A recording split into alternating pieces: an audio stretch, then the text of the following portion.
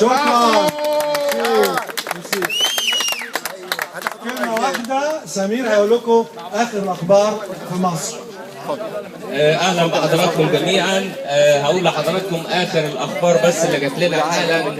في مصر وفي ميدان التحرير، الميدان امتلأ بالكامل والاعداد تجاوزت ال5 مليون سائر. ارحل ارحل ارحل ارحل ارحل ارحل ارحل ارحل ارحل ارحل ارحل ارحل. قبل ما نبدا بنرحب بحضرات الساده الضيوف اللي شرفونا من مصر امبارح في المؤتمر والنهارده شاركونا في المظاهره بتاعتنا. الاستاذ الكبير نبيل شرف الدين الكاتب الصحفي،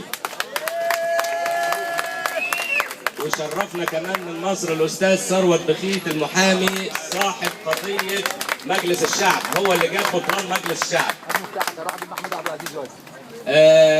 وختاما هقول كلمة صغيرة خالص، نداء إلى الشعب المصري ومن يهم الأمر.